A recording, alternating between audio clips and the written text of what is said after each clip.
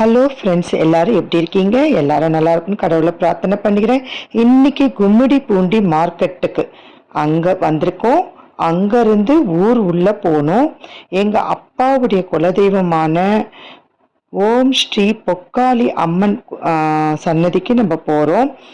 கங்கனாமேடு மேப்பில் போட்டிங்கன்னா கும்மிடிப்பூண்டி மார்க்கெட்லேருந்து உங்களுக்கு வழி காட்டும். கும்மிடிப்பூண்டியிலேருந்து அரை மணி நேரம்தான் ஊர் உள்ளே போகிறதுக்கு. பாருங்க, அம்மா வயல்வெளி வெட்ட வெளியான வயல்வெளியில் விட்டுருக்காங்க. நாங்கள் சின்ன வயசுலேருந்தே வரோம். அம்மாவுடைய சன்னதி வந்துட்டோம். சக்தி மிகுந்த ஓம் ஸ்ரீ பொக்காளி அம்மன் அப்படின்றது தான் இந்த திருக்கோவிலுடைய பெயர். கார் பார்க்கிங் பண்ணிட்டு நாங்கள் எல்லாரும் இறங்கிட்டோம். தம்பி ஒய்ஃபு, பசங்க, தங்கச்சி வீட்டுக்காரு எல்லாரும் சேர்ந்து நாங்கள் எல்லாரும் வந்திருக்கோம். இந்த அரசமர காற்றுல அப்படியே மனசே அப்படியே மயங்குது. இங்கே பாருங்க, இங்கே இருக்கிற அந்த குளம்தான் அவ்வளோ பெரிய குளம். நாங்கள் சின்ன வயசுல விளையாடின ஞாபகம் வருது. பசங்கள்லாம் கூட்டிகிட்டு வந்தோம்னா ரொம்ப அழகாக விளையாடுவாங்க. தண்ணி கொஞ்சம் கம்மியாக ஆயிருக்கு. நல்ல வெயில் இல்லைங்க இந்த வருஷம். பாருங்க, தண்ணி ரொம்ப கம்மியாக இருக்கு. இல்லைன்னா மேலே வரைக்கும் தண்ணி வந்திருக்கும். பொற்காளி அம்மன் 15 வருஷத்துக்கு முன்னாடி இந்த அம்மாவுக்கு கோபுரம் அமைச்சாங்க. அதுக்கப்புறம் இதுக்கு அப்புறம் வர மண்டபமும் கட்டினாங்க. இதுக்கு முன்னாடி ஒரு சின்ன மண்டபம் இருந்தது பார்த்தீங்களா, அவ்வளோதான் இந்த இடமே இருந்தது. வெறும் அதாவது மண்டபம் மட்டும் இருந்தது. கோபுரம்லாம் அப்புறமா தான் கட்டினாங்க. அதாவது 15 வருஷம் ஆகுது மண்டபம் கட்டி, கோபுரம் கட்டி எல்லாம். கோவில் உள்ள போகலாம் வாங்க. அதுக்குள்ள என்னுடைய தங்கை பொங்கலுக்கு வைக்க வேண்டியதெல்லாம் எடுத்து வச்சு பொங்கல் வைக்க சொல்லிட்டாங்க. அதை வச்சுட்டு நம்ம கோவில் உள்ள போய் பார்க்கலாம் வாங்க. இந்த கோவில் கங்கனாமேடு என்னும் ஊரில் உள்ளது. பொற்காளி அம்மன் அப்படின்றது தான் இந்த அம்மாவுடைய பெயர். இவங்க சுயம்புவா வந்தவங்களாம். பூசாரி அவர்கள் சொல்லிட்டு இருந்தாங்க. அந்த அந்த எப்படி அப்படின்ற ஒரு கதையை நான் ரீல்ஸில் கண்டிப்பாக போடுறேன். இந்த ஊரில் பிறந்து வழி அந்த பரம்பரையில் எங்கள் அப்பாவும் ஒருத்தர், என் அண்ணன் தம்பிங்க, எங்கள் அப்பாவுடைய பங்காளிகள் எல்லாமே சேர்ந்து இந்த கோவில் மண்டபம் அமைக்கிறதுக்காக டொனேஷன் பண்ணதை கல்வெட்டில் எழுதியிருக்காங்க. சுற்றி வயல்வெளி தாங்க. இந்த மண்டபம் ஒரு 15 வருஷத்துக்கு முன்னாடி கட்டினது. கோபுரம்லாம் அப்போ கிடையாது. நாங்கள் சின்ன வயசில் பார்த்தது. இப்போ தான் இந்த கோபுரத்தெல்லாம் அமைச்சிருக்காங்க. சுற்றி வயல்வெளியான இந்த பகுதியில் அதாவது கண்ணுக்கு எட்டின தூரம் வரைக்கும் வீடுகளே கிடையாது. ஊர் உள்ள போகணும். எது வாங்கினாலும் ஊர் உள்ள தான் போகணும். அதனால இந்த கோவிலுக்கு வரும்போது நம்ம எல்லா பொருளுமே நம்ம எடுத்துட்டு வந்துடணும். ஒரு வத்தி பட்டின்னா கூட நம்மளுக்கு இங்கே பக்கத்தில் ஒரு கடைலாம் கிடையாது. நம்ம எல்லா பொருளுமே எடுத்துட்டு வந்துடணும். இப்போ கொஞ்ச நாளாக தண்ணீர் வசதி கோவில் உள்ள அமைச்சிருக்காங்க. அம்மாவுக்கு அபிஷேகம் நடக்குது. எல்லாரும் இந்த அபிஷேக தண்ணியை உங்கள் தலையில் நான் தெளிக்கிறேன். எல்லாரும் நோய் நொடி இல்லாமல் மன நிம்மதியோட நிறைஞ்ச செல்வத்தோட வாழணும். வாழ்க வளமுடன் சொல்லிட்டு எல்லாருக்கும் நான் வேண்டிக்கிறேன். இதை அப்படியே நம்ம சுற்றி பார்த்துட்டு வரலாம். சப்த கன்னிமார்கள் இவங்க அரச மர நிழல்ல அவ்வளோ அழகாக விட்டிருக்காங்க. ஊர் மக்கள் எல்லாருமே ஒவ்வொருத்தரா பொங்கல் வச்சுட்டு இருந்தாங்க. நாங்கள் பொங்கல் வச்சிட்டோம். சக்தி மிகுந்த ஸ்ரீ பொக்காளி அம்மன் மண்டபம் பாருங்க. அங்கங்க வரைபடங்கள் வரைஞ்சி வச்சிருக்காங்க, அம்மனுடைய வரைபடங்கள். இந்த கோவிலுக்கு வர்றதுக்கு ஒரு குறிப்பிட்ட வரைக்கும் தான் பஸ் வசதி இருக்கு.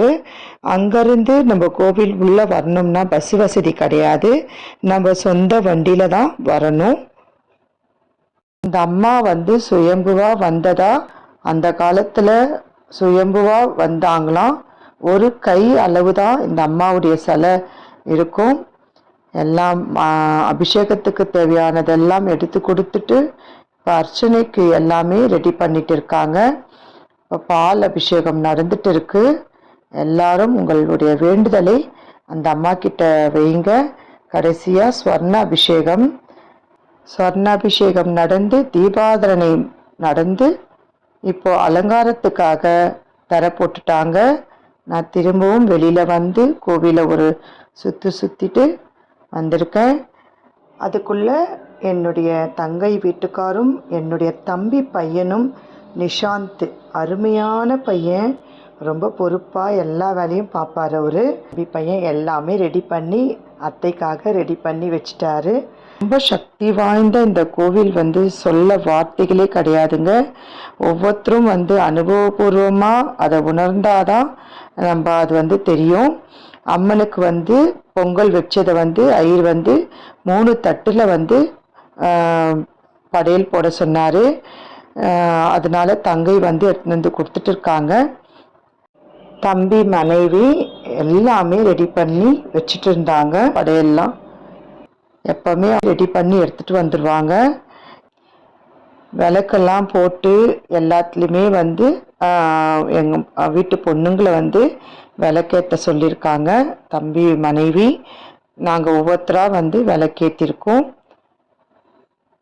உள்ள நடுவில் காளியம்மனுக்கு ஒரு படையல் போடுவாங்க. அதுக்கப்புறம் உள்ள கருவறைக்கு ஒரு படையல் போடுவாங்க. இன்னொன்று சப்த கன்னிகளுக்கு ஒரு படையல் போடுவாங்க. 3 தட்டு படையல் எல்லாமே ரெடி பண்ணின்னு இருக்காங்க. நம்ம விலைக்கு எடுத்துன்னு போயிட்டு உள்ள கருவறை உள்ள கொடுத்தாச்சு. அம்மனுக்கு அலங்காரம் பண்ணி தர விலக போகிறாங்க. தம்பி தேங்காவை உடைக்கிறாரு. அதாவது காளியம்மனுக்கு நடுவில் படையல் போட்டு கற்பூர தீபாராதனை பண்ணி தர விலகிட்டாங்க. தர்ஷனத்தை பாருங்க. அம்மாவுடைய தர்ஷனம் மிக அருமையான ஒரு சக்தி வாய்ந்த இந்த பொற்காளி அம்மனுடைய அருள் உங்கள் எல்லாருக்குமே கிடைக்கணும்னு சொல்லிட்டு நானும் வேண்டிக்கிறேன். இப்போ வெளியில் போயிட்டு சப்த கன்னிகளுக்கு முதல்ல படையல் போட்டு அவங்களுக்கு ஒரு தீப ஆராதனை பண்ணிட்டு அதுக்கப்புறம் உள்ள கருவறைக்கு தீப ஆராதனை பண்ணணும்னு சொல்லி கூட்டின்னு போகிறாங்க. பாருங்க, சப்த கன்னிகளுக்கு எல்லா வித படையல் போட்டு தீப ஆராதனை காமிச்சு எல்லாரும் நல்லா இருக்கணும்னு சொல்லி நானும் வேண்டிக்கிறேன். எல்லார் வீட்டு பொண்ணுங்களும் எல்லார் வீட்டு குலதெய்வத்துக்கு, அதாவது அப்பா வீட்டு குலதெய்வத்துக்கு கண்டிப்பாக வருஷத்துக்கு ஒரு தடவை அண்ணன் தம்பிங்க கூட நீங்கள் போயிட்டு வரணும். ரொம்ப விசேஷமான ஒரு இது. நம்ம பிறந்த வீட்டு குலதெய்வத்தை நம்ம மறக்கவே கூடாது. ஒரு வருஷமும் நம்ம அண்ணன் தம்பிங்க கூட ஒரு பொங்கல் வைக்கிறது மிக சிறப்பு. சப்த கன்னிகளுடைய ஆரத்தியை எல்லாரும் கண்களில் ஒத்தி கொள்ளுங்க. திரும்பவும் உள்ள கருவறை உள்ள வந்தாச்சு. அம்மனுக்கு ஒரு தூப ஆராதனை நடக்கும். எல்லாரும் வேண்டிக்குங்க. ரொம்ப அதிகமான வைப்ரேஷனுங்க உள்ள, அப்படியே மின்சாரம் மாதிரி பாயுது உடம்புல, அந்த அளவுக்கு வைப்ரேஷனு.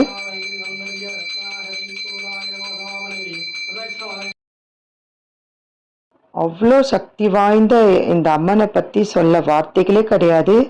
ரொம்ப வைப்ரேஷன் அதிகமாக இருக்குங்க. கருவறை உள்ள காலை நம்ம வைக்க சொல்லவே வைப்ரேஷன் அதிகமாக இருக்கும். எல்லாரும் விபூதியும் குங்குமம் எடுத்துக்குங்க. ரொம்ப அருமையான தர்ஷனமும் மனசுக்கு ரொம்ப சந்தோஷமும் அடைஞ்சோம். நாங்கள் எங்கள் அப்பா வீட்டு குலதெய்வத்துக்கு கோயிலை சுற்றிட்டு வாங்கன்னு சொல்லி பூசாரி சொன்னார். நம்ம போய் கோவிலில் சுற்றிட்டு வரலாம். ரொம்ப விசேஷமான இந்த திருக்கோவில் சுற்றி பாருங்க, எவ்வளோ ஒரு வெட்ட வெளியாக வயல்வெளியில் வீட்டிருக்காங்க.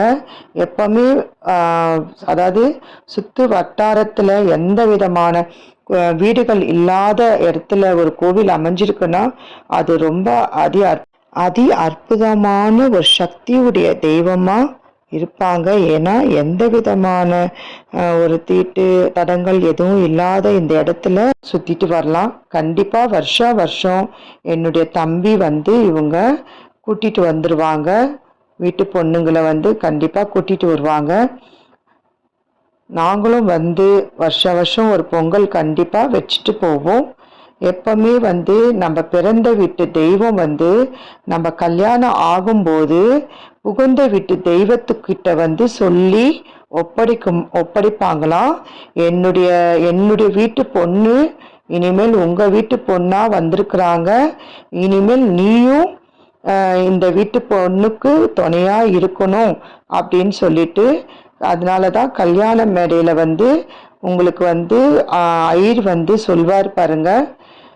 பித்ருங்களை கூப்பிடுவாரு, அப்புறம் குலதெய்வம் கூப்பிடுவாரு, பிறந்த வீட்டு தெய்வத்தை கூப்பிடுவாரு, வீட்டு தெய்வங்களை கூப்பிடுவாரு. நீங்க எப்பயாவது கல்யாணத்துல போனீங்கன்னா ஐயர் ஓமம் வளர்க்க சொல்ல அந்த வார்த்தைங்களை கவனிச்சு கேளுங்க. அப்போ உங்களுக்கு தெரியும். அந்த மாதிரி வந்து பிறந்த வீட்டு நம்ம தெய்வம் வந்து புகுந்த வீட்டு தெய்வத்தை கிட்ட வந்து நம்மளை கைப்பிடிச்சு கொடுக்குமா. என் வீட்டு பொண்ணு இனிமேல் நீயும் சேர்ந்து பாதுகாக்கணும் அப்படின்னு சொல்லிட்டு கொடுப்பாங்களாம். அந்த மாதிரி நம்ம பிறந்த வீட்டு தெய்வத்தையும் நம்ம மறக்கக்கூடாது. பூஜை நல்லபடியா முடிஞ்சுது. ஐயர் எங்களுக்கு தாம்பூலம் கொடுக்குறாங்க. இந்த மண்டபம் தாங்க நாங்க சின்ன வயசுல இருந்தே வந்திருக்கிறோம். இவ்வளவு தாங்க இருந்தது. 1890 கட்டின மண்டபமாங்க இது. கல்வெட்டுல எழுதியிருக்காங்க. இந்த காளி படத்தை நான் சின்ன வயசுல இருந்தே பார்த்துட்டு இருக்கேன். ஓம் ஸ்ரீ பொற்காளி அம்மனுடைய அருள் எல்லாருக்குமே கிடைக்கணும். இந்த அம்மனுடைய பெயர் போல எல்லாருடைய வாழ்க்கையிலும் எல்லா கஷ்டங்களும் நீங்கி பொற்காலமாக மாறணும் சொல்லிட்டு இந்த பொற்காளி அம்மனை மனதார வேண்டிட்டு உங்களிடமிருந்து விடைபெறுகிறேன். நன்றி, வணக்கம்.